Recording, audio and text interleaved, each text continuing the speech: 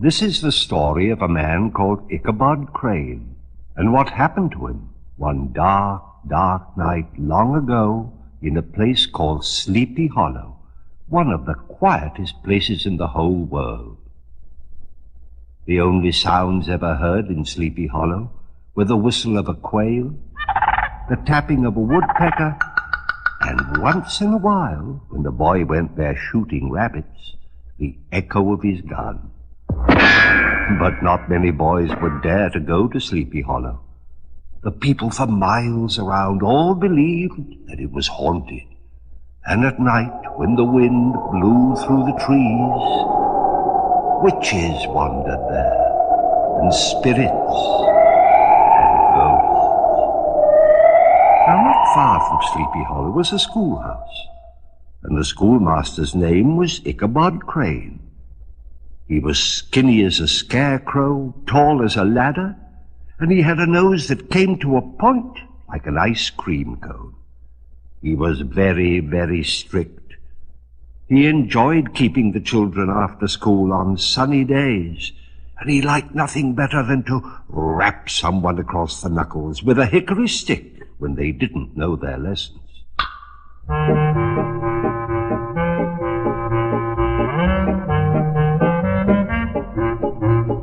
Ichabod Crane was long and lean. He looked just like a big string bean. He was tall as a ladder, skinny as a flea, but he thought he was handsome as can be. Ichabod Crane, he taught in school. He had one simple teaching rule. He whacked all the children with a hickory stick if they didn't learn their lessons quick. Ichabod loved Ichabod, he loved himself, you bet. He thought he was the nicest man that he had ever met. Ichabod Crane had just one fright. He'd meet a ghost some dark black night. That may seem like a lot of silliness to you, but one night all his wildest fears came true.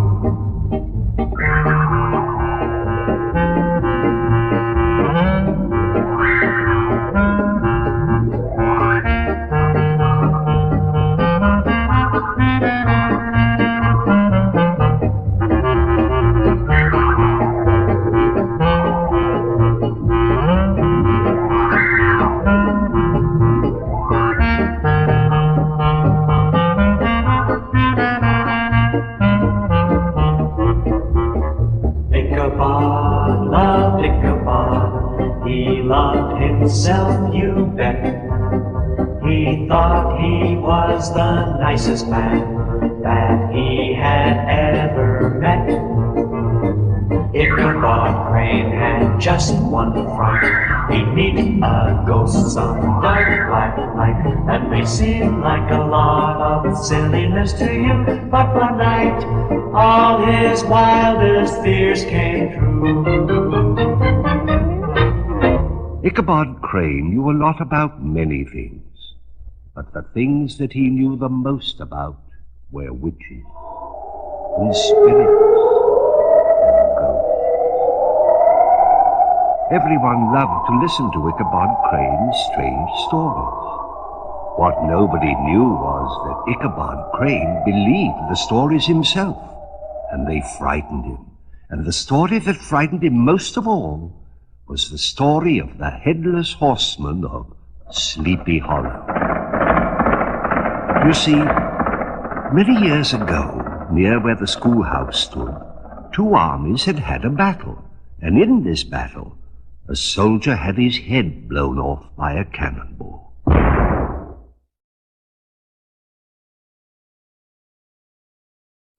Well, the story went that on the darkest, gloomiest nights, the soldier's headless ghost, wearing a long red cape, galloped on his black horse through Sleepy Hollow, looking for his head.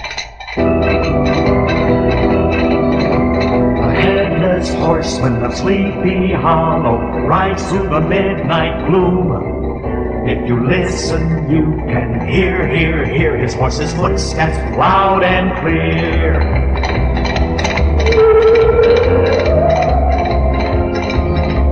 The headless horseman of Sleepy Hollow rides on a big black horse. He is dressed in a cape of flaming red. He's looking for his head.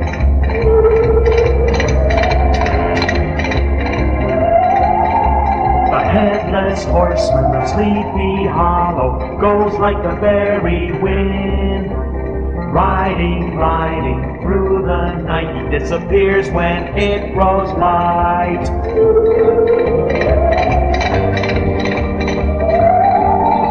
The headless horseman of Sleepy Hollow travels the countryside, past the graveyard and the stream, while all the people sleep and dream.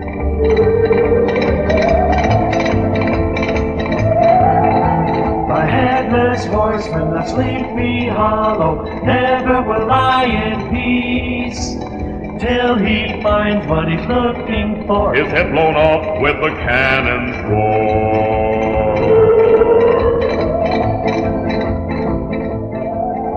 Everyone thought that Ichabod Crane was the smartest man in the whole countryside, and all the mothers begged Ichabod to marry their daughters, and the fathers begged him too, and so did the daughters.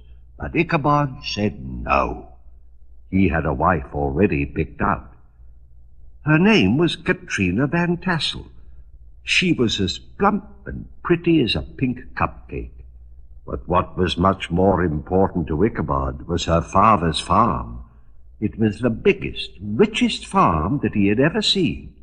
And he knew that if he married Katrina Van Tassel, someday it would all be his.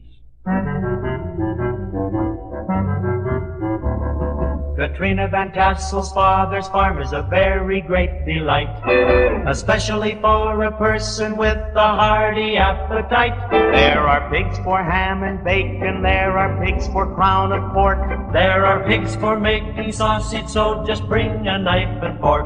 There are cows for milk and butter, there are cows for cream and cheese, there are cows for steak and roast beef, so just bring your napkin, please.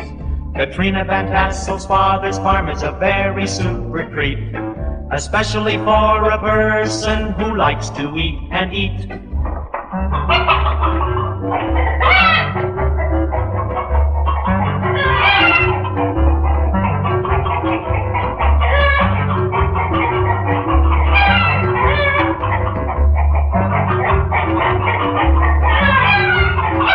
There are lambs for eating leg of lamb, there are lambs for making stew. There are lambs for chops and shoulder, but if lamb is not for you. There are chickens there for frying, there are chickens there for eggs. There are chickens there for roasting, there are chickens there for legs. Katrina Van Tassel's father's farm, where you eat until you hurt. There are lots of other things to eat when you're ready for dessert. When you're ready for dessert.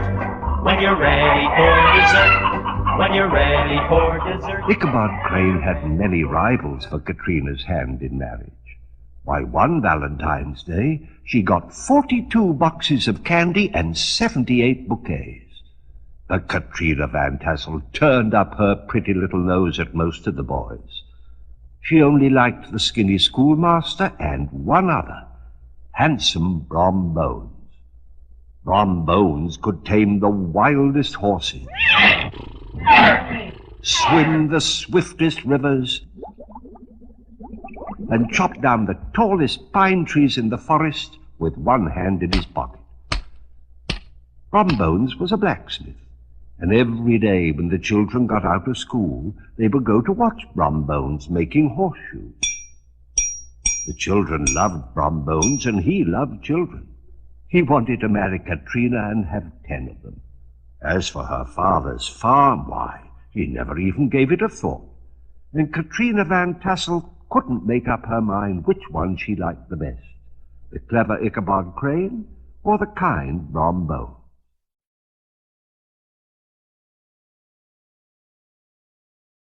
So, one dark, gloomy Halloween night, There was a party at the Van Tassel farm. There was music and singing and dancing and plenty to eat and drink, and everyone said that they had never been to a more wonderful Halloween party in their lives. We're having a party on Halloween, the finest party we've ever seen, with barrels of cider and apples, of course, and piles of donuts as high as a horse. We dance around 'cause we're having fun. Let's do a square dance, everyone. Grab your partner, do-si-do, circle around and away we go. Now clap your hands and form a ring. A Virginia reel is the very next thing.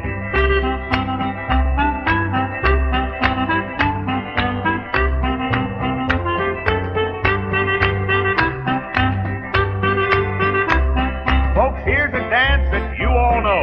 Come on, in big time now, let's go. We're having a party on Halloween, the finest party we've ever seen, with barrels of cider and apples a ton, and barrels of fun, fun, fun. Barrels and barrels of fun, fun, fun.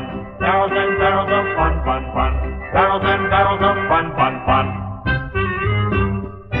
Ichabod Crane wandered among the guests, thinking to himself, "Some day soon I'll marry Katrina, and all this will be mine. Soon I'll never have to teach those nasty little brats again." Late in the evening, when the dancing was over, and the women were cleaning up the remains of the doughnuts and cider, the men gathered round the fireplace, lit their pipes, and began to tell the ghost stories of which they were all so fond. And just before they went home, they called on Ichabod, who told the story of the headless horseman of Sleepy Hollow, which was always the most frightening story of all. After saying good night to Katrina, Ichabod got on his old horse Gunpowder and plodded off towards home. It was midnight, the witching hour. Somewhere, far in the distance, a dog howled. The wind moaned across the high hills, and all the stories of ghosts and goblins that he had just heard began coming back into his mind. The night grew darker and darker, gloomier and gloomier. Ichabod had never felt so lonely in his life. He started to whistle to keep up his spirits. As he passed the great oak tree near the Sleepy Hollow bridge, Ichabod began to feel better. Soon he'd be home. But suddenly he heard a groan. His teeth chattered, but it was only some branches creaking together. As he approached the Sleepy Hollow bridge, Ichabod's heart began to thump. Old Gunpowder started across the bridge. Slowly, very slowly. They were almost across the bridge when there, right in the middle of the road before them, a huge black shape loomed up out of the night. Ichabod turned the horse and clattered back across the bridge. The huge black shape rode after him. Ichabod's heart was pounding, and he rode faster and faster and faster as the huge black shape kept gaining. Ichabod looked behind him, and he saw, silhouetted against the moon, a horse and a rider. The horse was black. The rider wore a long red cape, and there on the saddle in front of him, he carried his head. Ichabod kicked old Gunpowder to make him go still faster, but it was no use. The headless horseman was right behind him now, and then next to him, riding right alongside. Ichabod turned just as the horseman, lifting his head from the saddle, held it high in the air and threw it straight at Ichabod, knocking him off old Gunpowder and into a ditch. The next day, when the children went to school, Ichabod wasn't there. He wasn't at his house either. He was nowhere to be found. The only remains of Ichabod were his horse, old Gunpowder, cropping the grass in the warm fall sunshine next to a ditch not far from the Sleepy Hollow bridge. And at the bottom of the ditch were Ichabod's hat and the shattered remains of a pumpkin head. But Ichabod himself was never seen in those parts again. Everyone agreed that Ichabod had been carried off by ghosts. Almost everyone, that is. Brom Bones, who married the pretty Katrina a few months after Ichabod disappeared, just laughed when anyone told the story. He just threw back his head and he laughed and laughed and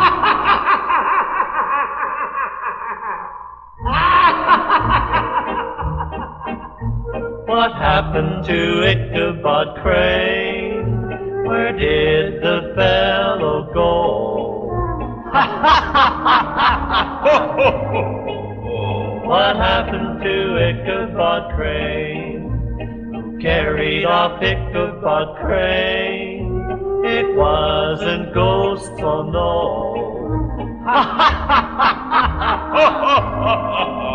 What happened to Ichabod Crane? It was the headless horseman, one midnight dark and black, who frightened him away from here, and he's never coming back. Ichabod Crane, I'll tell you how I know.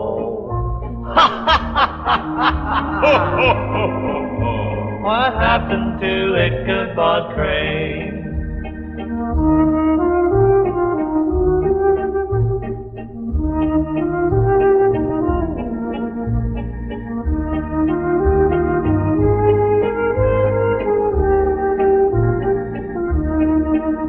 It was the headless horseman, but I'm not scared, you see, because the headless horseman was really only me. Who carried off Ichabod Crane? It wasn't ghosts, oh no. It was really only me. It was really only me. It was...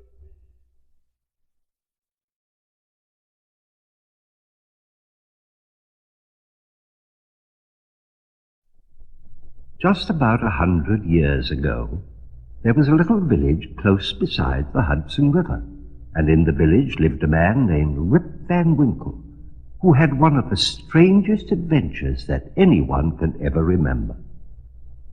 Rip Van Winkle was the village handyman. He chopped wood, fixed wagons, and even built barns. He was a very good handyman, and there was plenty of work for him to do. But Rip Van Winkle was always poor. He didn't like work. He would much rather have fun and play games with the children of the village.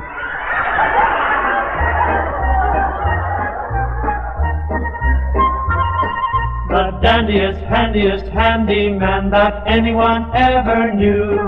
The handiest, dandiest handyman was Rip Van Winkle, who, with his hammer and saw and his chisel and plane, could build you a house or a bridge or a train, or anything at all you happen to need, a dandy handyman indeed. He did wonderful tricks with cement and bricks in the twinkling of an eye. He could build you a wall that was 10 feet tall and also 10 feet high. He could build cellar stairs or tables and chairs that were really the very best. But when it came to working, Rip just much preferred to rest. Rip, Rip, Rip Van Winkle, his eyes were all a twinkle when he put his hammer and saw away and went out with the children to play, and went out with the boys to play, and went out with the girls to play.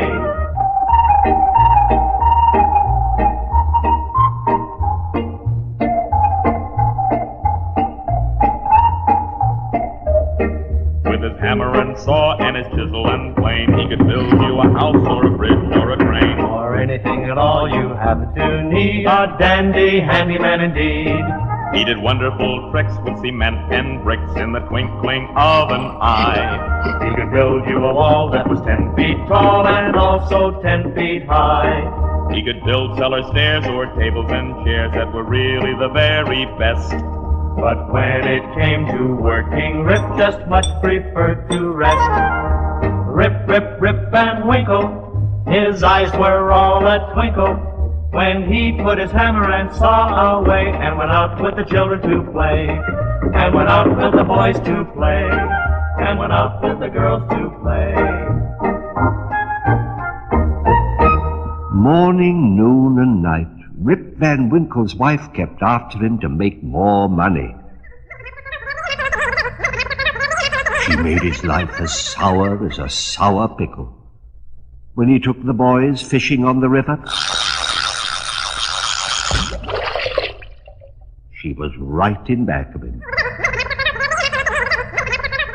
And when he played follow the leader, she was right there too. But still, Rip played with the children every day.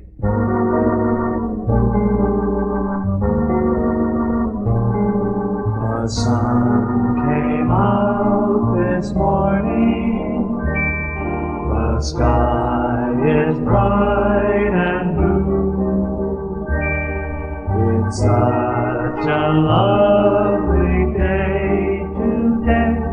There is something we must do. It's time that we got started. So bring along your friends. We'll all have such a happy time that we hope it never ends. We'll play tag and follow the leader. There are lots and lots of fun. Hide and seek and hopscotch. Come on now, everyone. Blindman's Buff and Simon Says and ring a levio. Come on now, everybody. Come on, let's go.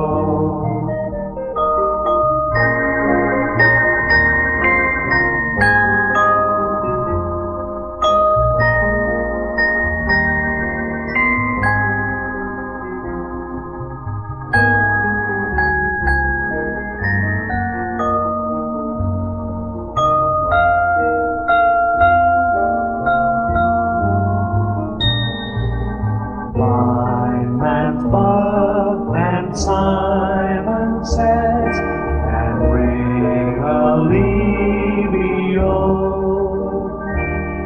Come on now, everybody. Come on, let's go.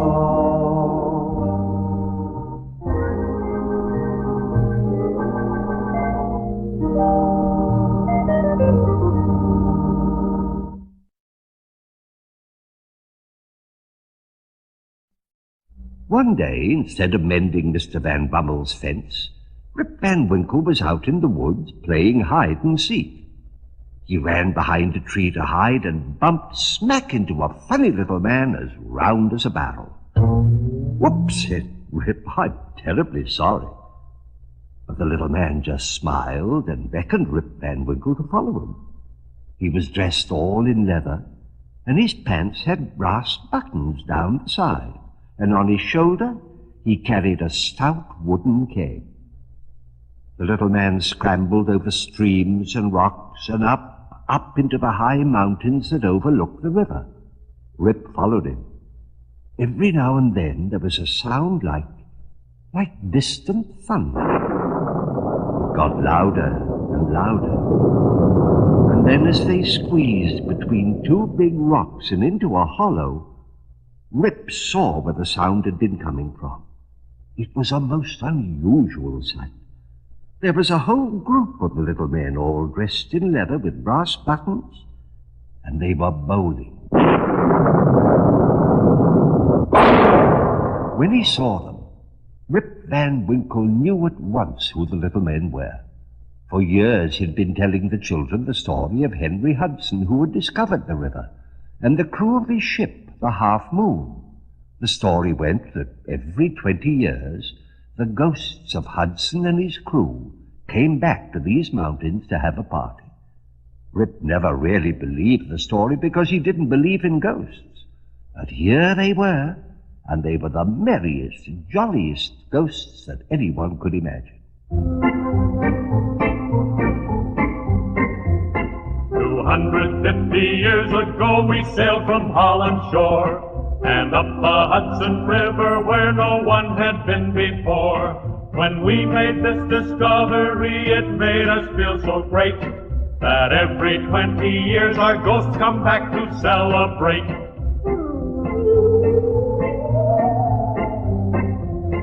With a happy-go-lucky ghost ho-ho of Henry Hudson's crew, we go bowling, bowling, bowling, 'cause that's what we like to do.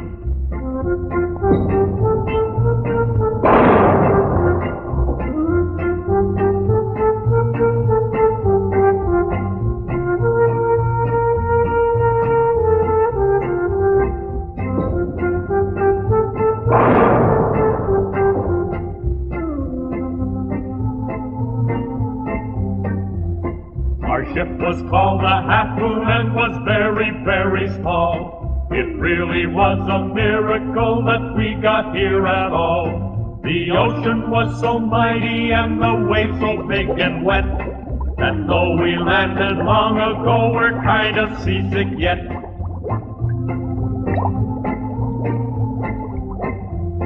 With a happy-go-lucky ghost ho-ho of Henry Hudson's crew, we go bowling, bowling, bowling, 'cause that's what we like to do.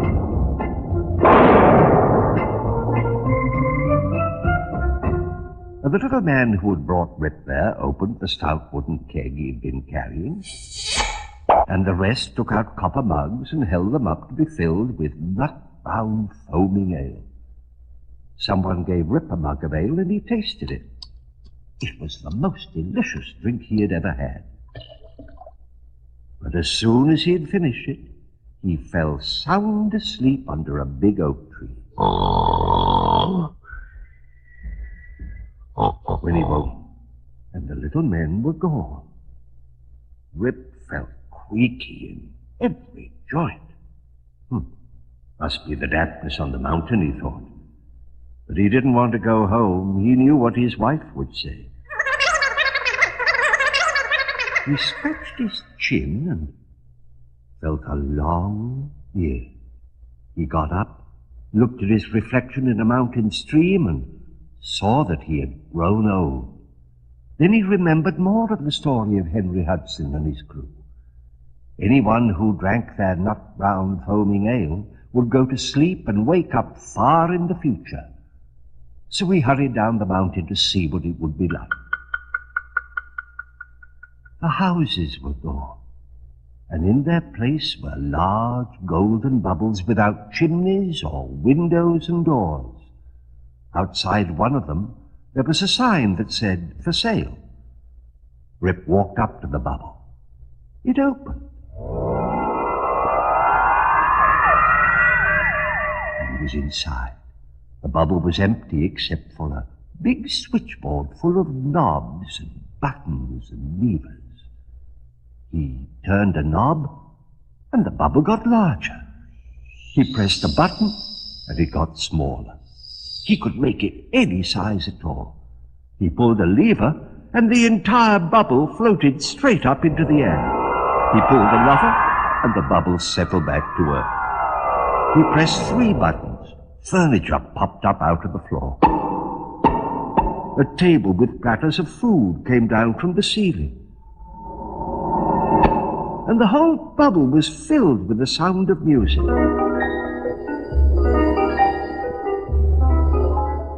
Poor Rip was so bewildered that he didn't know what to do.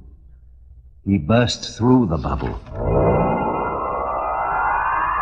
and found himself out on the street. He walked up to a group of children standing in line near a big, shiny thing that looked like a cigar. "Where are you going?" he asked the boy. "We're taking the rocket to Jupiter for a picnic," the boy said. "Last week we went to Mars." But Jupiter," spluttered Rip. It's so far away." "Oh, don't be so old-fashioned," said the boy. "This is 1999. And the line of the children moved towards the rocket.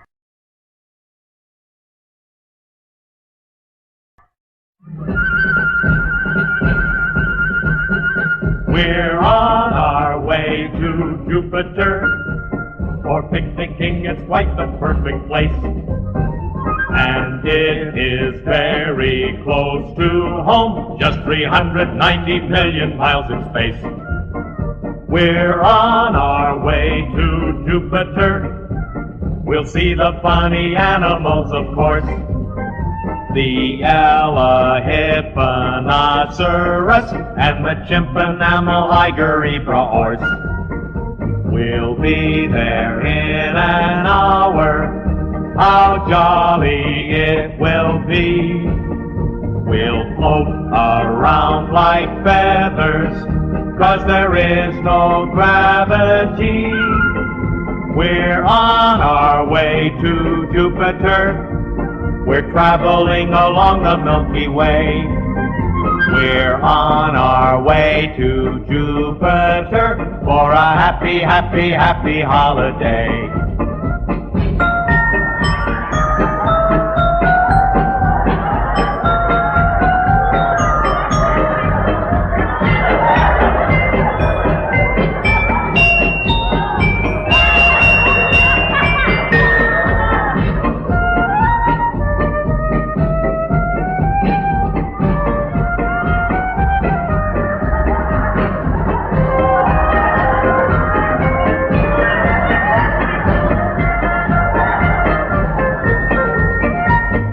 Be there in an hour.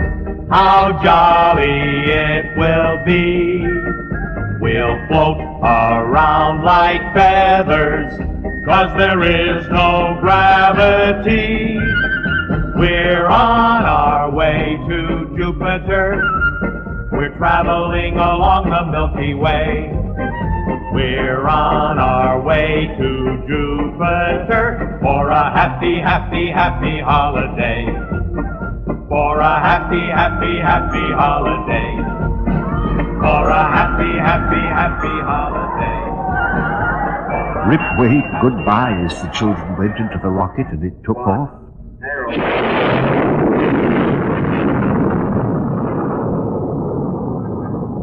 And then he heard someone call, "Look out, look out!" A little girl with wheels strapped to her feet was whizzing towards him. And she stopped just in time. "These are my new atomic roller skates," she said. "They go up in the air and everything. I'm not quite used to them yet." Of course, Rip Van Winkle had never seen atomic roller skates. He'd never even seen plain roller skates. They didn't have them in his day. But roller skating looked like fun. "May I try them?" he asked. The little girl took off the skates and Rip strapped them to his shoes. And in a moment he was skating down the street. Oh, it was marvelous fun. Then the skates made a whistling sound and lifted Rip into the air. He flew up towards the mountain that overlooked the river. He flew just over the tops of the trees. And then, suddenly, right in his way, there was a big oak tree. Rip couldn't stop. He knew he was going to hit it. And he did. He woke up in the exact spot where he had fallen asleep. He felt for his beard. It was gone. He didn't feel creaky anymore. He looked at his reflection in a mountain stream. "Oh," laughed Rip, "I'm me again." Why, the future had all been a dream. He walked slowly down the mountain. And in the village, everything was just the same. Even his wife. Rip sat down by the fire. Oh, and wished that he was back in the future, with the golden bubbles, the shiny rocket ship, and the atomic roller skates. The roller skates, thought Rip. The roller skates. He ran past his wife and into his workshop. He took out his tools. He worked all that night and all the next day. When he finally came out, they were strapped to his shoes, the first pair of roller skates that anyone had ever seen.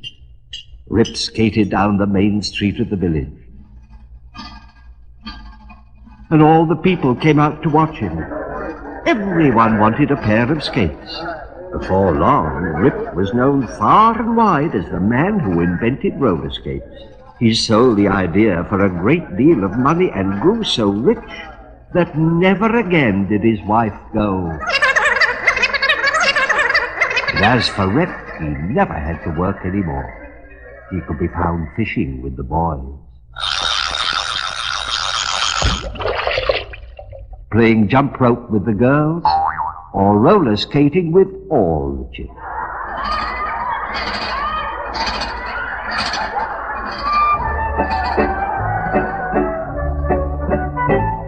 We roller skate along. Our roller skates seem to sing a little song. They clickety-clack over every crack, clickety-clack along the way. With brand new shiny skates on our feet, we're whizzing down the street. Lickety-split, there's no time to sit. Lickety-split, we go today. First the right foot, then the left. We glide, glide, glide. The little wheels go spinning around. Oh, what a wonderful ride. We roller skate, and then we roller skate again. Lickety-split, clickety-clack, glide, glide. Oh, what a wonderful ride.